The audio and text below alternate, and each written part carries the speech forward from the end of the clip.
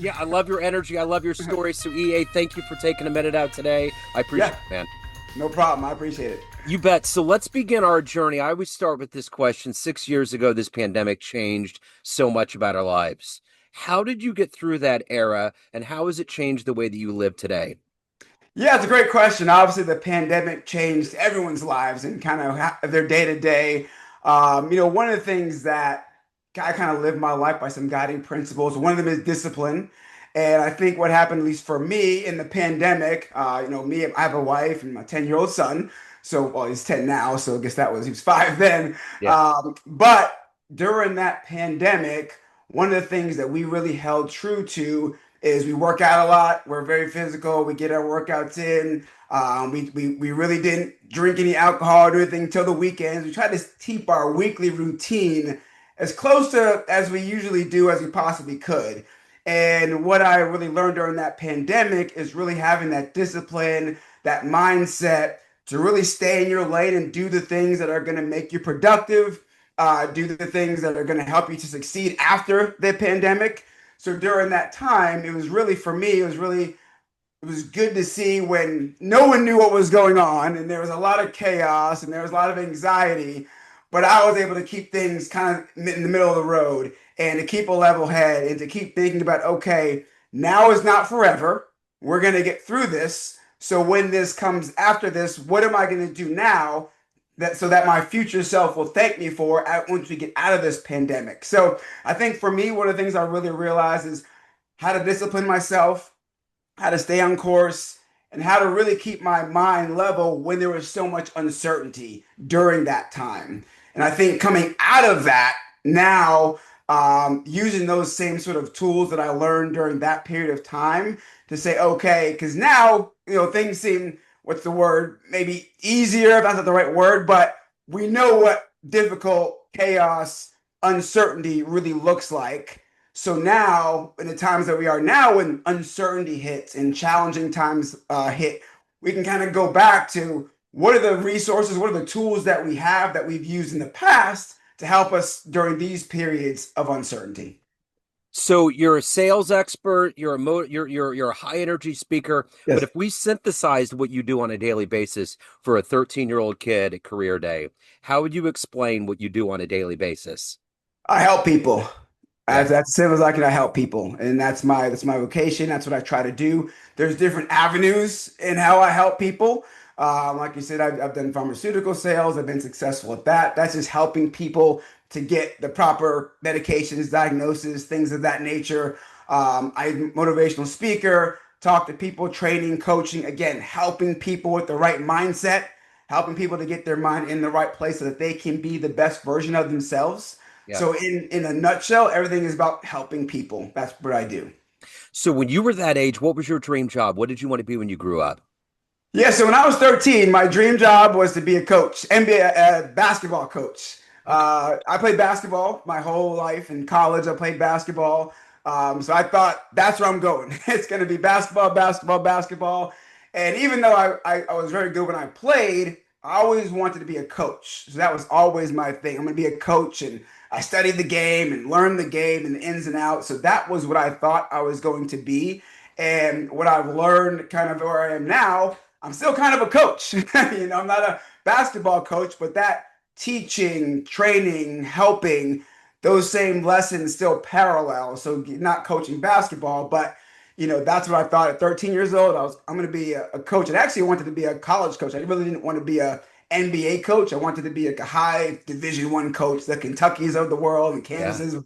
That's what I wanted to be when I was 13.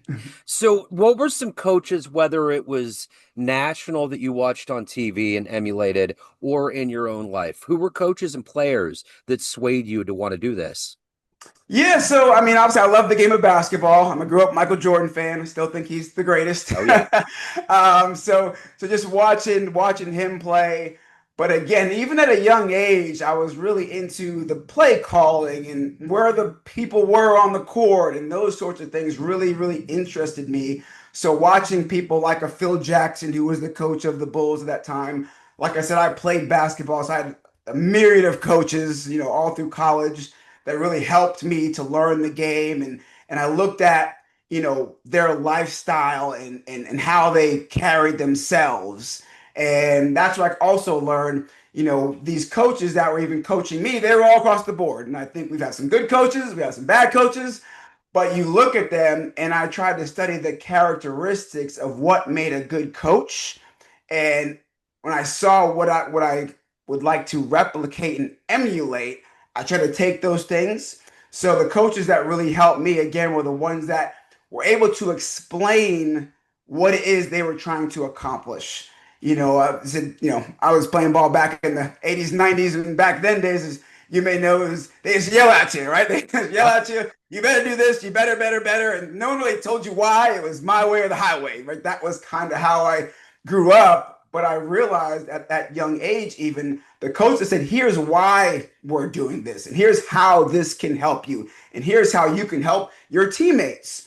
Those are the coaches I really gravitated towards, and those are the people that I thought, okay, they're explaining how they're doing something which resonates. So if I can then do that, that may help someone else.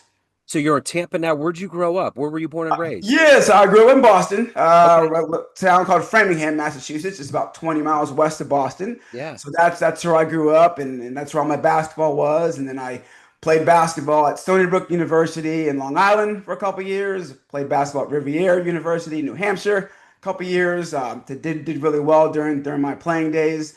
But again, all that, the team sports, the camaraderie, the coaching. I was always captain of the teams. So I was always in a leadership position, even at a young age. So that when I became in leadership positions as I got older, it wasn't a foreign concept to me. Like Yeah. I already realized what you need to do to help people to be successful. So take me back to your home and your life early on that made you become such a sales guru, a motivational speaker, someone that wants to help people. What were those things that were planted in you? Yeah, that's a great question. And really, again, I'm full of transparency. So when I was a kid, I was sexually abused as a child. I was physically abused as a child, and what happened is those things happened to me at a young age. So I felt like I didn't matter, right? What I don't matter. And what happened is when I felt like I didn't matter as a kid, when I became an adult, I acted like I didn't matter. So what happened as an adult, when I was a young adult, then I got into drugs. I got addicted to pain pills.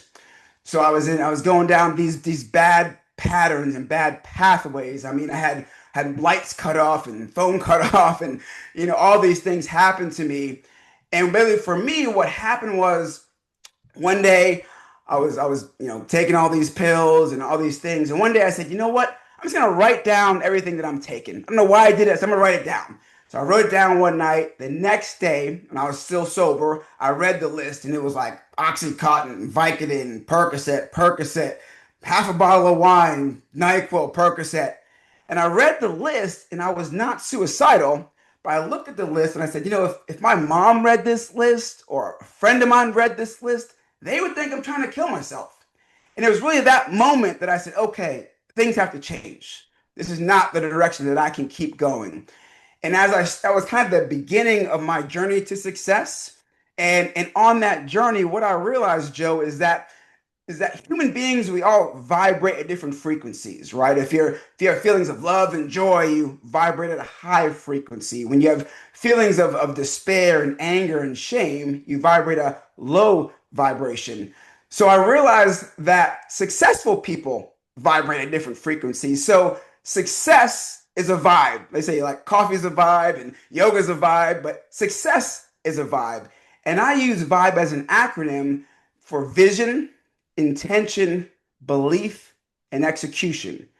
And I believe if you have a vision, intention, belief, and execution, you can have a lifestyle of success. So it was really that's how my success vibe system kind of got born. And that's what then catapulted me to where I am today.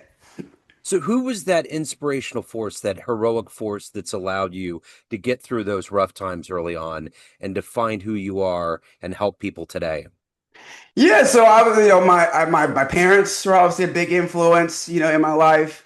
My dad was a huge influence. I mean, he was actually in sales and that sort of thing. So not that I consciously was trying to do that, but I saw it, growing up. I saw the discipline. I saw the never missing a day of work. I saw those sort of things. So even though I was really off my path and in a different space, I at least had a touchstone to go to. I know what good looks like, right? I know what it's supposed to look like.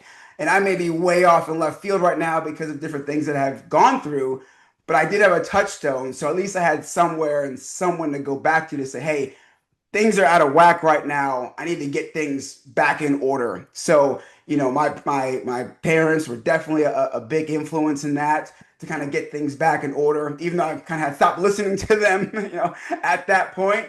But again, I had a good foundation that I could lean on. So, if you can meet one person alive today that's doing what you're doing, motivating people, helping people get to another place, who would you love to have a lunch with and talk to that might help you on your journey?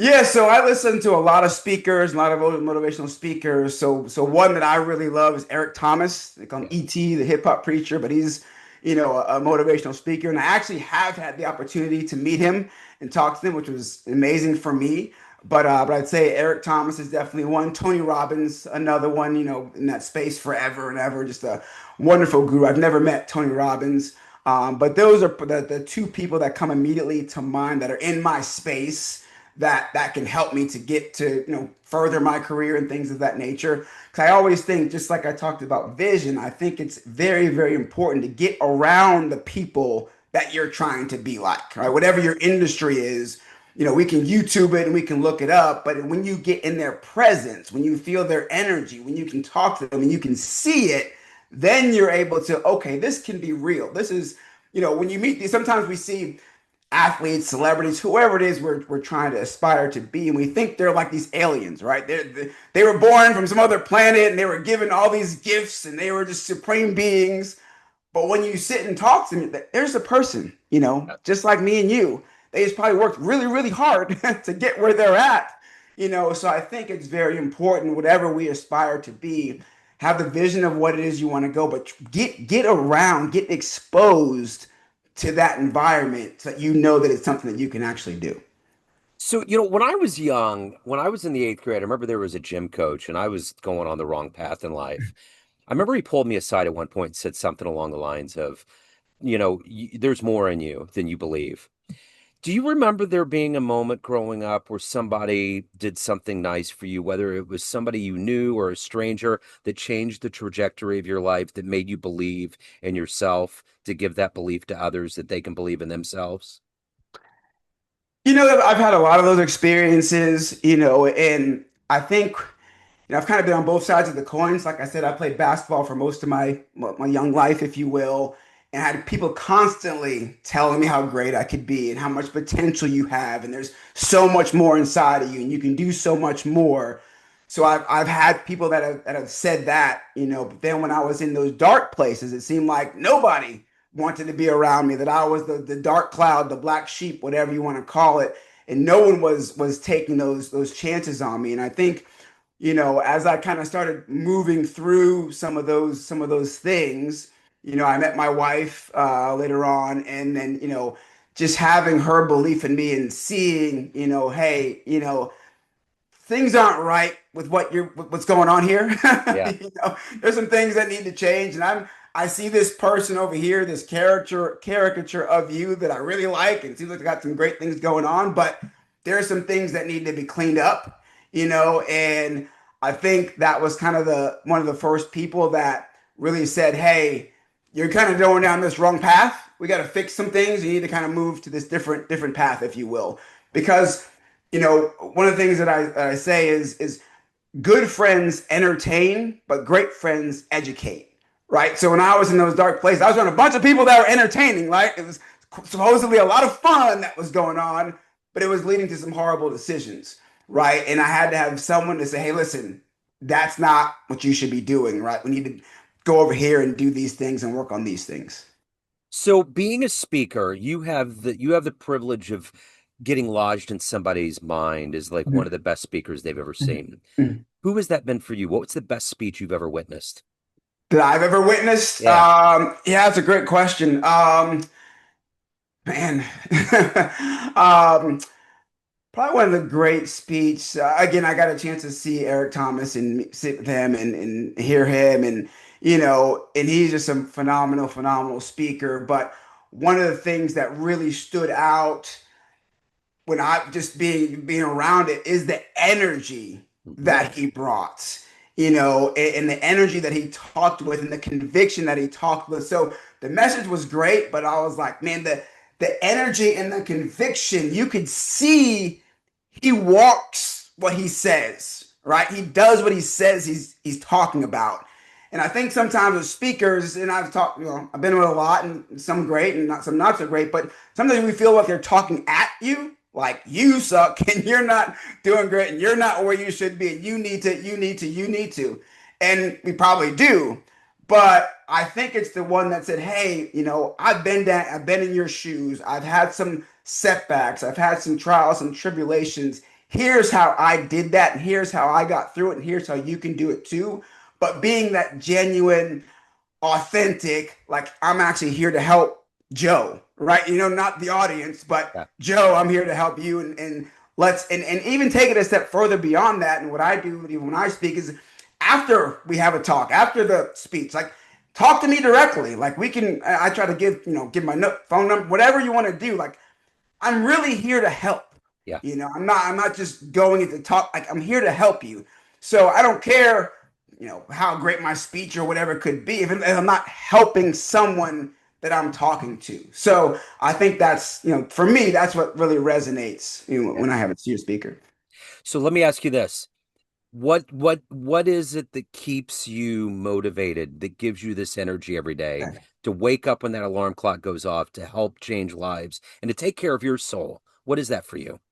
Yeah, it's literally what I talked about. Just being in some dark, dark places and having some traumas and some things that I really had to work through, and to getting through those things. And still, there's always a work in progress. A lot of things I'm still working on, but I got to a point now because I have a 10-year-old son, and I got to a point where I'm like, there's people that were where I was. And when I was there, I didn't have someone to reach out to talk to. And I think especially as men, we don't talk about our feelings and our emotions and things of that nature. We bottle it up, right? We hold it inside. And I know for me that didn't work. So every day that I wake up, I'm like, man, there's someone out there right now today that's having a problem with something that they think is insurmountable. They think this thing that they're going through is insurmountable, and no one cares about them, and that they don't matter. And like I said earlier, I know what it's like to feel like you don't matter. And when you feel like that and you act like that, you cannot be the best version of yourself. It's not possible. And I feel like God has given me these traumas, these obstacles, so that because He knows I can carry it, and then I can help the next person. So if that's my gift that I have, is the ability to communicate and to help the next person, that's what I need to be doing. So every day I wake up, it's just like, man, what can I do? Someone is hurting and doesn't even know there's a better way. Yeah. Yeah. So how can I get them to see that? So let's say you have a dream tonight. You run into the 18-year-old version of you and you walk into a room and you click a button on a film projector and it's your life that you've lived in 60 seconds. Would that young version of you believe that you orchestrated this reality? No, the 18-year-old version, like I said, the 18-year-old version was all about basketball and everything else, and this version was not. I guess it probably was in there way, way deep. But no, the 18-year-old version would not believe that, I'm sitting here doing a podcast with you.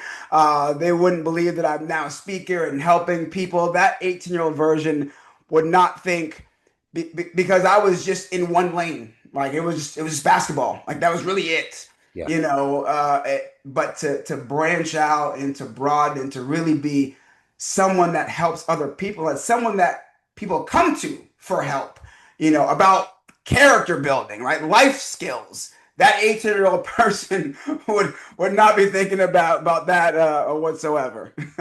So, of everything that you've done and accomplished and overcome, evolved to, aside from your family, what are you the proudest of? What rises to the top? Yeah, I think for me, what really proud of is dealing with the traumas that I had to deal with, because that was very difficult and it took a lot, it's still ongoing, but a lot of years of realizing that I need to be a better person, and definitely being, especially when I was addicted to the drugs, and that was a super, super dark period in my time, and I was able to overcome it. Like I didn't go to a 12-step program, I didn't go to rehab. It was just that was kind of the beginning of my mind. I said, this has to stop. We have to change. How are we going to do this? And it was literally, people say one day at a time. It was 1 minute at a time for me. And that was where I started my mental journey. Say, okay, we got to have the discipline every minute. Because when you're addicted to drugs and you want that next hit and your mouth is watering and your hands are tingling and you need something and you have to say, no, we're not going to do this. We're going to let's see if we can just wait 1 more minute. Let's try 1 more minute, 2 more minutes, and just doing that and having that discipline and being able to change my mindset and my value system into something that says, okay, to be a better human, this is not what we have to do. So I think that's what I'm most proud of, to be able to change my mindset, in, a very difficult time in my life. So everyone has a perception of you, family, friends, Yeah. clients, everyone you work with, everyone that knows you, but you run the show. What's your perception of you? Who do you think you are? Yeah, right now I'm just someone I'm extremely disciplined in everything that I do, and someone that comes with a lot of energy. This is kind of how I am. I'm very energetic and just very much wanting to help someone, wanting to help people. So that's my version of myself. That's what I look at when I look in the mirror, as someone that helps people. And I'm just fortunate enough at this point in my life, I have enough things that I've done that have helped build confidence along the way, so that when I do waver, which we all do, we all may have imposter syndrome here and there, that we're not good enough for this or that. I can look back on some of the wins that I've had and say, no, no, no, you were able to do this, so we can do this. So, EA, we're at the point now, the most important point. If anybody wants to change their lives, they want to reach out to you, they want to hire you, they want to see Yeah. you speak, any of the good business, where's Right. the best place to go? Yeah, so there's a couple of places. So first, I have a website. So my website is eajohnsonspeaks.com. That's a web that has pretty much everything that you can get a hold of me on there. If you want to yeah, email me, it's just info@eajohnsonspeaks.com. And then I have an Instagram. My Instagram is just eajohnsonspeaks. So those are the main places you can get a hold of me. It's very easy to accessible. And if you reach out to me, I'm get back to you pretty quickly, because again, this is my life's work and I want to do whatever I possibly can to help people out there. So, final question. If you can get into a time machine and go back in time and see one basketball game, where are you going? What are you going to see? If I could only see one basketball game back in time, I'm going for Jordan's last game with the Bulls against the Jazz, when he hits the game-winning shot at the buzzer. That's the one game. If I had to pick one, that's the one I'm That's going the to one. see. Love it. Absolutely love it. EA, thank you, sir. What a wonderful story. I appreciate your time. Best of luck with everything. I appreciate it. Yeah, thank you, Joe, so much for having me. I really appreciate it. It was a great time. Yes, sir.